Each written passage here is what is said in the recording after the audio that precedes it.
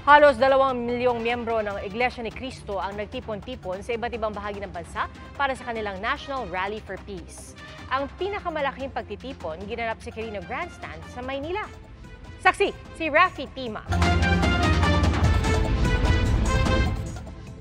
Halos wala ng maaninag na lupa sa dami ng mga miyembro ng Iglesia ni Cristo na nagtipon-tipon kanina sa Quirino Grandstand. Bit-bit nila mga tarpaulin at placard na nananawagan ng pagkakaisa at kapayapaan.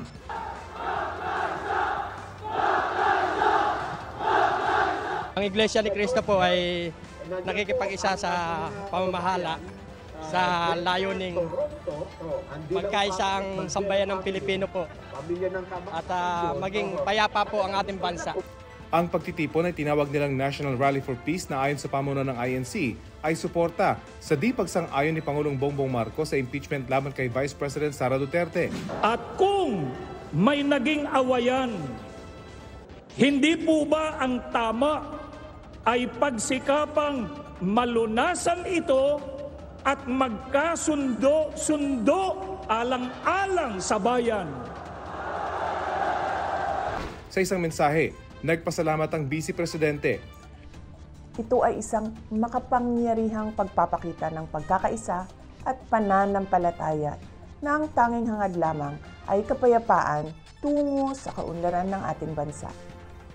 Nagpapasalamat ako sa ating mga kapatid sa Iglesia ni Cristo sa inyong patuloy na pagsisikap na maghatid ng pagkakaunawaan at pagkakaisa sa ating mga kababayan. Nagtagal hanggang alas 6 ng gabi ang pagtitipon alinsunod sa kanilang ipinangako. Sa tala ng pulisya, mahigit 1.5 milyon na miyembro ng INC ang dumalo. Dumalo sa pagtitipon ang ilang mamabatas na kalyado ng mga Duterte na sina Senador Robin Padilla, Bato de la Rosa, Bongo at Congressman Rodante Marcoleta. Naroon din si Senador Francis Tolentino. Pero ayon sa pamunuan ng INC, walang halong politika ang pagtitipon pero hindi rin nila pipigilan ang sinumang lalahok. Dahil sa pagtitipon, may mga isinarang kalsada sa Maynila. 5,000 pulis mula NCRPO at Region 3 at 4 ang idineploy. Yung mismong Iglesia ni Cristo ay may mga marshals po natin sa katauhan po ng mga iskan. And nakikita naman natin na sila na mismo ang nangangalaga doon sa pag-entrance, sa exit ng mga tao. Sila rin ang tumutulong doon sa parking at saka yung traffic rerouting. May mga volunteer emergency medical personnel din at libreng pamigay ng mga tubig at pagkain. Ang INC ang ikatlong pinakamalaking religious denomination sa bansa na may 2.8 milyong miyembro.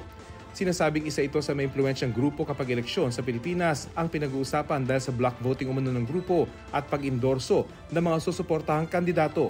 Bukod sa Quirino Grandstand, nasa 15,000 miyembro rin ng INC ang nagtipon sa Iloilo City. Sa Bacolod City hanggang 70,000 rin ang nakiisa mula sa iba't ibang lugar sa Negros Island. Nagtipon din ang mga miyembro ng INC sa Davao City. Ayon sa Davao City Police Office, tinatayang nasa 300,000 hanggang 500,000 ang nakiisa sa rally. Sa Cagayan de Oro City, hindi naman napigilan ng ulan ang mahigit 20,000 miyembro ng INC na makiisa sa National Rally for Peace. Para sa GMA Integrated News, Rafi Tima ang inyong saksi. Mga kapuso, maging una sa saksi. Mag-subscribe sa GMA Integrated News sa YouTube para sa iba't ibang balita.